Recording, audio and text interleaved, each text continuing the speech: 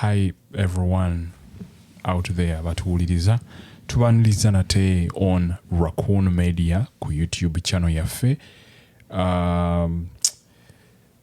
If you haven't subscribed, please subscribe, like, comment. Baako ne views naawe zoowa wansi awo tuzaagala nnyo. By the way, twafunyeyo more subscribers, which made me so happy. And comments is abadde ku previous video. Thank you guys. Thank you so much. We still need more subscribers so that tuongeze ekintu maaso. We thank the dear Lord ne bakalimagezi bonna be yawa omukisa gusobola okuyiiya ne tubanga naffe tusobola okuba wano ne social media we to raising it our views and our voices, you know.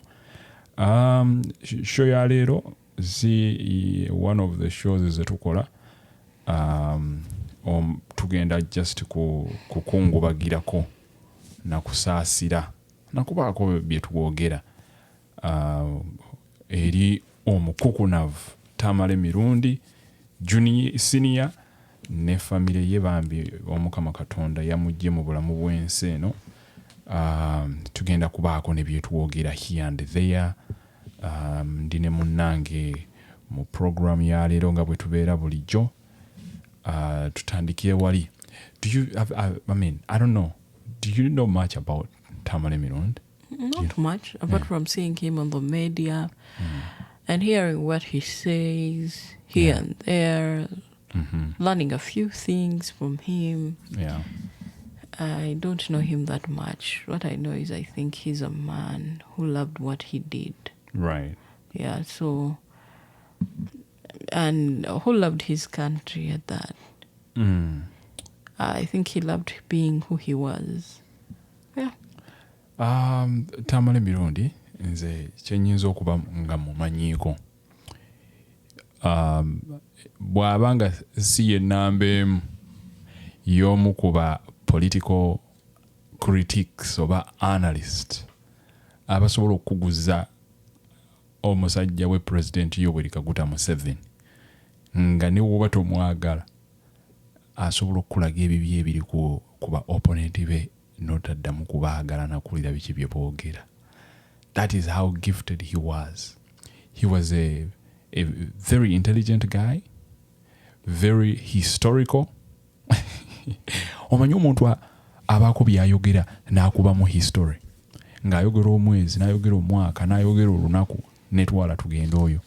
That is the kind of guy. Era mu kulowooza kwange nti many people ng'oggyeko abo basse mu uganda alabika y'omu kubaali real nga kino ekintu bakikola nga bakitegeera abalala bonna beegatta bwegassi kwagala kulaga nti bagezi. Era kikyo lwaki abamanyi oluzungu erungi ennyo bateeka mulungi nnyo nnyo okubuzaabuza abantu ye yasalawo n'abigonzagonzaamu. Era through his humor ng'ayogera bingi by'oyinza okutegeera naye nga ayisizza mu gwebaze tuyita engero mu Luganda. So natandika okuwuliriza Tamale Mirundi nga nkyabeera na mu kyalo nga tugenda ne tulima naye nga sebo oku-owninga aka-radio nga kamakula. We used to call them Radio Sony. Have you heard of Radio Sony before? Yeah, like Sony radios. The small ones nga ziriko ka-tuning ne volume. Nga jjajjawo ye nannyini waayo okukusanga nga sebo ogiriko oyinza okumunnyonnyola. So I started listening to him from there, and I swear that's why nsirwana nnyo nnyo n'abantu bawagira President Museveni right now, because these are political analysts, political propagandists.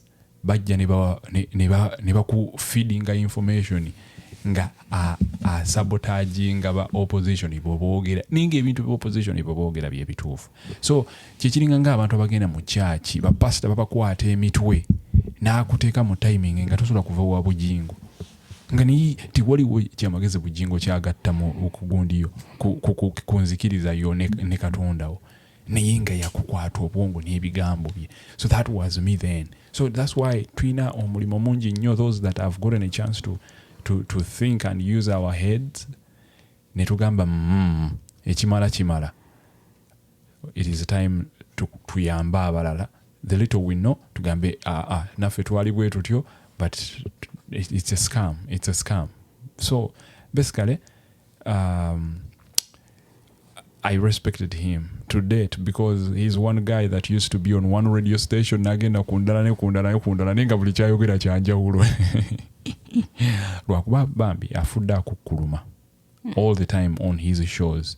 Abadde alaga obutali bumativu ne State House. You know, he used to work for State House for the last 13 years before he left and started working on yasokera ku TV, ku radio, CBS. Then ne Museveni n'amutwala, then ne baddamu ne bamufuumuula, then n'akomawo mu media kuba gwe gwali omulimu gwe yali ategeera mpaka waafudde. Ne buli wabadde afuna omukisa ogwogera ng'alaga obutali bumativu, State House Museveni okumusuula ne baleeta omulala ye ne bamupokera ebisawo nga yali akola omulimu gwe gumu gwe yali akola. You get my point? So n'olwekyo Chanaku, personally, the fact that I didn't grow up with parents, I don't know what it means to lose a parent. Simanyi n'abatuwuliriza abali eyo bw'obanga maama wo ne taata wo ogenda okukula nga tebaliiwo. I don't think you understand the impact of losing a parent. Kati gwe, what can you say about now the situation the kids of Tamale Mirundi gye okubanga gye right now, because at least you have gone through this? How was it when you lost your dad? Well, everyone processes their pain differently. Yeah. So I can't tell. What I know, the pain is immense. Mm-hmm. It's too much. Sometimes you can't even get a hold of it. But everyone processes their pain differently. It's a different kind of feeling. Mm-hmm. Most especially if you're very close to your parent. It's too much on you. Sometimes some of them don't even cry. They just look on and look on and look on. And 1 to 3 days go by and then they realize, oh, that is actually really gone. Mm-hmm. And then they start crying. Yeah. Then they get depressed. They cry for years. So it's a tough thing. It's a tough situation for kids to be in. And on that note, that is why I say,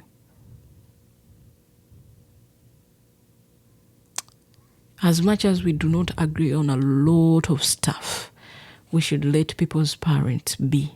Mm-hmm. Yeah, we should let people's parents be, because as you people see him as Tamale Mirundi, abaana be bamulabanga ddaddi omulungi yabatwala mu masomero amalungi. I was listening to one to the video ey'abakasuku we bagendedde ewaabwe, and the mother was saying oba omwana wo omuto, omwana wa mama wa Tamale Mirundi gagamba mutabani wo omuto abadde ava ku ssomero e Buddo. So mmwe nga mumumanyi nga taata oba mumanyi nga Tamale Mirundi gwe mulaba aleekaanira wano n'aleekaanira wali n'ayogera kino n'ayogera kiri ne munene n'ayogera kino, bo nga bamumanyi nga taata omulungi aprovidinga. Mwalabye amaka g'omusajja oyo gonna, mwagalabye we gabadde gafanana. Bamuli bakazi be. You men who pretend to be I'm a man outside here. A lot of you cannot do what Tamale Mirundi has done for his wives. Mm-hmm. A lot of you. Actually, most of you. Mm-hmm. Because No, go ahead. Because I looked at these homes and I'm like, they might not be the best homes. I watched again. But do you know what that man did? Ti buli mukyala we yamufunira wamuteeka n'amuseetingira nti bwe bawa abaana bo. Ate buli mwana abadde alaga so much pain. Okuviibwako kitaabwe. So, and yet in this situation, not so many people grieve like that. If you didn't do the right thing during your tenure, ng'okyali ku nsi. I know, you might, simanyi, But for me, I won't even look that side. I'll look at the way he organized nti abaana tebagenda kwesiba mu maka ga mukyalo omu. Nti taata waffe yene ennyumba gye yazimba buli mukyala yamuwa amaka. So abaana be b'omukyalo oyo in particular nabo bajja sigala ne maama waabwe, ne bali basigale ne maama waabwe, ne n'abalala basigale ne maama waabwe. Oba okitegeera. Bwe kityo bwe kigenda okubeera.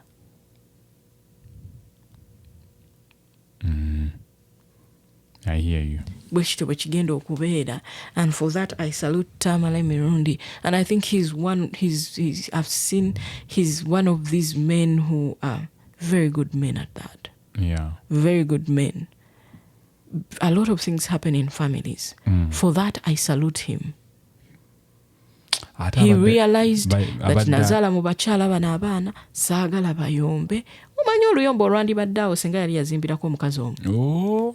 Naye waliwo omukyala omu gw'ataazimbi gwabadde afudde nga awulira ennaku nti ye tamuzimbidde ng'abalala. Abadde n'abakyala basatu.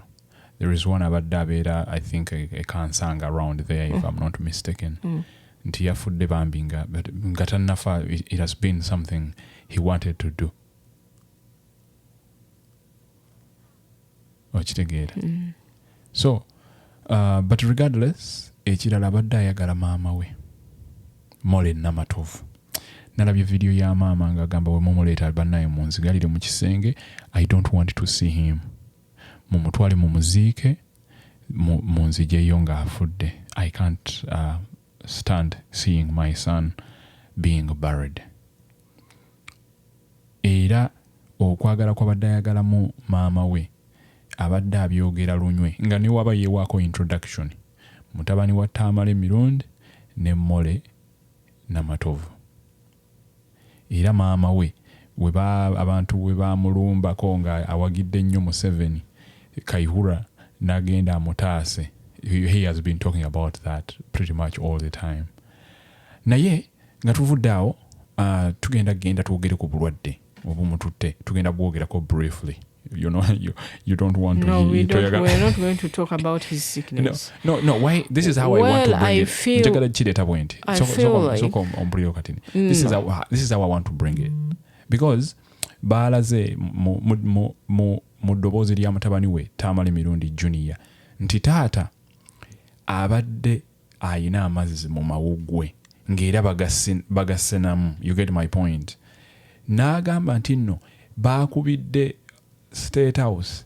Era the night gye yafiiriddeko, the next day abadde agenda kulinnya ennyonyi bamutwale. Can I give you a reason as to why I don't want us to talk about his sickness? Right.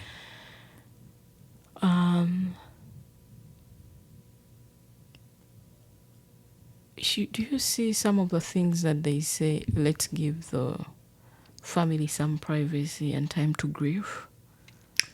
Otidde mbadde ngera kuyingira nnyo what was going on. No, why? I understand, and and I want to respect and honor that. Yes, to the family. But I wanted to say, the kind of issue he had at hand, it is enough.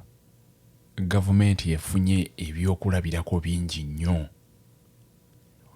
Okubanga something very small like that babadde baagala kutwala musajja waabwe bweru bannange okuba nti bagenda kumuvinga parliaments in different regions kigenda kukostinga billions and billions of money. But that is why I didn't even want us to talk about it, because ne tugikola mu hospital eyimiridde ng'etuuka ku level ya Aga Khan ne tugiteekamu all the apparatuses, but Dr. Banoziba. So because I'm not putting it on the doctors, I'm putting it on the resources that they can use, the equipment to use as they are taking care of these people. Do you know why I was saying we shouldn't be talking about that? Okay. Because the government of Uganda has lost a lot of people. God, and if you think Tamale Mirundi's passing is the one that is going to make them build an Aga Khan hospital in the country, it's not going to happen. You're joking. Oh, and that is why I want us to leave his healthy issues aside No. and talk about him as a person and let the family grieve, because we take what they tell us, but maybe it's not even that. True. I agree. Yeah. I agree. Naye But, kale guno mulanga just ngukubira. Oh man. Because when let me tell you, these people know what they have to be doing. No. That is why I'm saying we shouldn't be talking about it. They know what they should be doing. Kakati awo tugenda kuvaawo. Bambi, there is a guy. He's a TV presenter. His name is Simon Muyanga Lutaya. He's a Musoga guy. He's a TV host, political TV host. Musajja mulungi. He's a very intelligent guy. Bambi yakoze video. Yabadde mu kuziika ne bamurecordinga. Naye kakiripo ke baasazeemu nga akaaba. Nabadde njagala kuddayo kulaba mukwano gwange. Naye nga sirina mmotoka. Nga sirina mmotoka entwalayo bannange.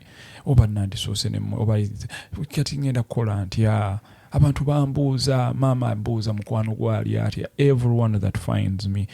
N'agamba omusajja oyo ye yamutaasa. We baali bamusiba, you know that guy yesimbawo ko mu Eastern region yeyo ne bamukuba akalulu, abamuwola ssente bamutwala mu kkomera. Tamale Mirundi ye ya reaching out to the rich people ne bamusavinga. Ye yamutwala ewa gundi ewono omusajja ewono omuvubuka Hamu, omwami Hamu omugagga mu kibuga, n'amuwa million 10 bw'agenda atandika obulamu. Kwegamba waliwo that solid friendship gyabadde n'abantu n'abantu wenge kuba okulaba omusajja omukulu bw'atyo ng'akaaba naye ng'akaabira kyaliwe kina nze tekyambeeredde mu mbeera abantu gye babadde bamwogereramu nti ono ali mu kusabiriza kamotoka nti ono alikola ki. Nalabye how it is very important to do things kwegamba ebintu ebi-impactinga abantu b'oli nabo b'osurroundings nabo, so that they can show you love ng'ogenze. That is all I saw mo vulnerability this guy was in. Did you see that video? Yes, and I did watch it. What can you say about it? Because people bashed him. Why would you record yourself when you're crying? But he wasn't. He's not the one who recorded himself. They just found him kugundi mu maka g'omugenzi ne bamubuuza embeera bw'eri. And you know, you can break down when the person that has just disappeared over against abadde are meaning something in your life. You see, let me tell you one thing. Ugandans, most of them don't know what friendship is. And for them, everything is funny. Even when someone is sad, bwe biba bibasesa, oba omuntu bw'akaaba okukaba kw'omuntu kubaswaza, they don't know what it means to have emotions. And that is why they're in the situation that they are in, because they don't understand when to be serious, when to be unserious, and when to act on the stuff that are going on around them so that obulamu butereera. Tebamanyiddwa kukola bye balina kukola. Abana'uganda. But I'm very glad I've also seen another video of the same guy saying, you know what? I am not begging for anyone. And I'm not going to beg anyone to understand me. The same guy, yeah? Yes. Nze nabadde nkaabira mukwano gwange era nsobola okuddamu n'enkikola kubanga omutima gwange muzito. And I'm glad he said whatever he said. Because if people do not understand what you feel because you lost a friend, a dear friend, someone who saw you when no one saw you, then you have nothing to do for them. Toyina kyabakolera. Ogenda bakolera ki bwe babbo tebaagala kutegeera. So that's it. I feel like he shouldn't be defending himself or whatever it is. Tamale Mirundi was his friend. He has the right to mourn whichever way he wants. And that's it. True. Ate ne bana abana'uganda abagamba Tamale Mirundi Junior abadde yeekozanga kitaawe waali avuma abantu nga manyi kitaawe ajja muwolereza kati kaakirabe. Do not do it. do not do it. Temugamba abaana b'abannammwe bigambo bwe bityo kubanga ebigambo emugamba abaana b'abannammwe n'abammwe bajja bibagamba. Of course. Do not do it. Because buli omu bw'abeera n'omuzadde mbadde manya abazadde bwe bali ku protecting security. Buli omu bw'abeera n'omuzadde era omuzadde wamukozesa. Bw'obeera n'owuwo nga takuyamba era kiba kikuluma. Ng'olina ebintu by'oba oyagala n'omukubira essimu n'atabaako kyakolera ng'oy'omuzadde. Kikuluma. So nze I applaud abaana abo. I applaud those parents who are actually really present in their kids' life. They are there to protect them, defend them, provide for them, and be there for them. Like Tamale Mirundi, ng'abantu bwebamuwereeza nti oba abaana bakoze kyejo, balina empisa mbi, bakoze bwe bati. As long as he was there. Who doesn't want to be there for their kids? No, who wants to see their kids suffering over someone torturing them over nga wali no abazadde gye bali abatafaayo naye abo abafunye omukisa ogw'abazadde baabwe okufaayo mubaleke bannange bakozesa omukisa ogwo kubanga muzadde we bw'amala okgenda ng'abadde akufaako tadda nze mbabuulira mazima oba owange taddanga okuva 2007 simulabangako bwadda. Omuzadde bw'aba abadde akufaako omuntu muleke akozesa omukisa ogwo bamufeeko akole ekyejo kyonna buli kimu kyayagala akikole kasita aba ng'alina amudifendinga. Kubanga omuzadde bw'amala okugenda teri akudifendinga oba osigadde ku lulu. You're on your own. So abantu aboogerera Tamale Mirundi temukikola n'abammwe tujja boogerera ebigambo byebimu singa siriimu naye ensi ejja boogerera ebigambo byebimu wagenda vaayo omuntu ogwo. Actually ekyo kitutwala ku waliwo video eya gowenze viral omuvubuka bamuyita Umaru Kiseka. He's a foot soldier as they say mu njogera y'aba Nuupu. That guy came out n'agamba breaking news Tamale Mirundi Senior afudde naye nze I am not going to feel sorry for him. He's one guy that has been working tirelessly. Is it the right word? Tirelessly? I don't know what you want to say. Akola obutaweera okulaba nga Museveni asigala mu buyinza akola obutaweera nti Museveni ne waaba avuddeko mutabani wajje afuge. Abadde akola obutaweera okubikkirira gavumenti n'ebintu byayo ebibi byebadde ekola because for sure I'm telling you he at a certain point blindfolded me nga sitegeera nga kugamba kyentegeera Museveni neki ne banne. It took me a long time to kind of get out of that cult. Njitwalanga cult leader kubanga wabaya okuyina kulinda abeeko ye kyayogera ebirala tobiwulira. Nagamba nti tagenda okumusaasira na kusaasira famire ye. Omuntu yenna awagira junta nga junta atta abantu nga mmwe temuvaayo mmwe Katonda be yawa eddoboozi okugamba oli nti that is wrong. Talaba naye lwaki akola ki avaayo okukungubaga mu time yammwe ey'okufa. What can you say about that? What more punishment does a human being have to get than losing a parent? Kati twogera ku ye kennyini parent yennyini. Yes. Or what more punishment does a human being have to get than to die a painful death like Tamale Mirundi died?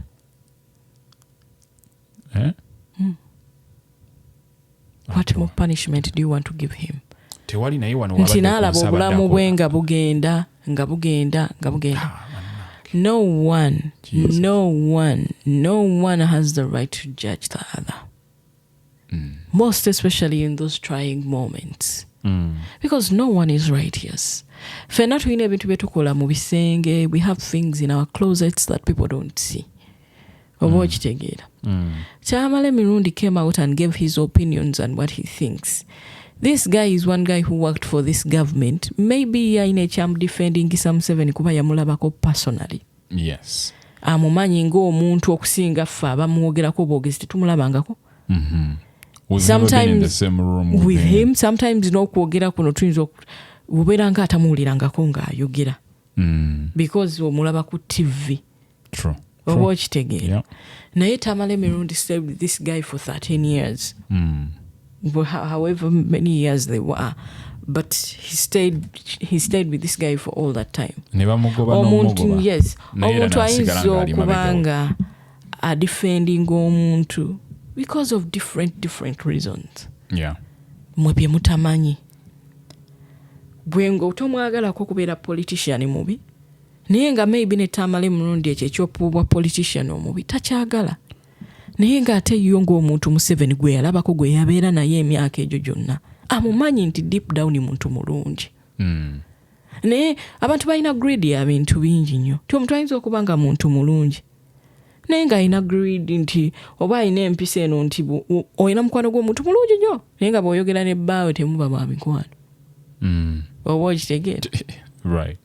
Olina mukwano gwo, like the example I'm trying to give is that olina mukwano gwo muntu mulungi nnyo. Naye bw'ayogera ne bbaawe ng'omukwano guggwawo. Oba okitegeera. Kati kyekimu ne Museveni. Maybe muntu mulungi nnyo naye nga yatamiira obuyinza. Ng'asobola okukola whatever it takes to stay in power. Naye ng'abantu abamulabyeko personally bakimanyi nti Museveni muntu mulungi. Osobola omugamba ebintu byonna abiwuliriza n'akubaako kyakuyamba mu budde obwo. And I'm not saying he's a good president. What I'm condemning is the fact that people are going to start saying sikusaasidde ne family yo simanya biki bw'oba owulira tosaasidde muntu ne family sirika. So, because buli omu alina reasons. Gwe tomanyi Museveni bye yakolera Tamale Mirundi mu myaka 13 gye yakola naye. Kyekyo lwaki bagamba 10 terikyawoomu. Oba okitegeera. Nti goyinza okuba olowooza is the worst man of all times naye nga ate waliwo be yataasa. Waliwo abamu abagamba nti nze banziza mu kyalo nasomera ku ssente za Museveni. Era byabyogera abaana be bonna babadde basomera ku ssente za Museveni. So I think you've raised a good point. So oyinza omulaba nga president omubi naye ng'oli amulaba ng'ogw'omukwano omulungi. Anko w'abaana bo omuntu gw'amanyi gwakubira essimu n'amugamba sebo omwana nolooza ate ebuddo tebamugambye nti akasente ne bakaweererezaawo gw'ayagala amukyawo onaazimu ezo ssente. Every parent is put on earth to take care of their kids. And that man did whatever he did to take care of his kids. Sebirala byonna banange tubireke. Tubireke gwe bw'oba owulira ennaku tekutte nga baana bano bafiiriddwa kitaabwe. Emmombo ze zikusanyusa. Beesonyiwe sirika. You don't lose anything to keep quiet. Tetuyinza kusukkawo awo. You don't lose anything to keep quiet. Waliwo ne baana aba Bobi Wine. Abaddira video ye guy ne bagigatta ku Bobi Wine. I feel like Bobi Wine in the time he spoke about that situation is when he was really pissed with this particular person. Ate nga ddala amazima yali assa abantu bangi tumwine. Whether baali bamusindika naye his face ye yalabika era ekibi kyogerwako go ge mazima. Naye Bobi Wine gwe wamulabya alina ekibi kyayogera ku Tamale Mirundi. He just sent his condolences. And it was heartfelt condolences. So tulekera okugatta ebintu. Ti omuntu asobola okuba anyiize n'ayogera ekintu. And I know Bobi Wine mu budde obwo yayogerera mu mazima mu bulumi obungi kubanga that is what that man has done to Ugandans. Tamale tattanga ku muntu. Bwe mba mwagala All Access the late yali mwogezi wa bigambo ng'era muwagizi wa liiso nnyo baaba. Tamale mwogezi wa bigambo era muwagizi wa NRM. Tamale takwatanga ku mmundu kutta muntu oba kiso ne mukakasa nti Tamale yakikoze. Lwaki today mulowooza musobola okusigala nga mwagala All Access? naye Tamale Mirundi titumusaasidde yali yeeyogeza. Naye ndowooza abantu abasinga obungi babadde nnyo ku sayidi y'okumuleka bambi awummule mirembe nga tebamuyinaako yadde. So whoever is trying to come out and say Tamale Mirundi yakoze bw'ati nedda tuveeko. And n'abantu abakikozesezza okwagala okusaaba ettosi Nuupu nti simanyi abaana ba Nuupu mmwe njogera zammwe zino embi mmwe abakyayisizza Nuupu mmwe biki. No omusajja yabagamba nti omuntu ayogera ebintu ebikyamu njagala omanye nti tayogerera Nuupu. Nuupu erina spokesperson, erina vice spokesperson, okitegedde n'abantu abagwa mu kkowe eryo that can speak for Nuupu. We are Ugandans before we separate to political parties. Okitegeera buli omu alina ebintu bye bimuluma, buli omu alina ennaku ye eyamutwala mu nkyukakyuka, naye ebintu ebibi tubyataakinge ku bantu tuleme kwagala kukozesa mukisa ogwo okutattanya linnya lya political party endala. Nedda nze nange ndi njagala nkyukakyuka. Should I attach this to Bobi Wine olw'okuba oli ayogedde ebigambo ebitawoomya nnakabululu? No, absolutely not. So n'olwekyo tetugenda kusukkawo. Me personally njagala okutuusa okusaasira kwange eri family abaana. We send our heartfelt condolences to the family. And may the good Lord take them through this trying time. And may the good Lord comfort them. And we hope that we wish them all the best.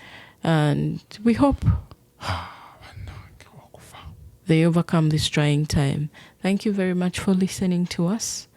And please subscribe, like, comment. Put a comment down there. Thank you very much for listening. Till next time. Bye.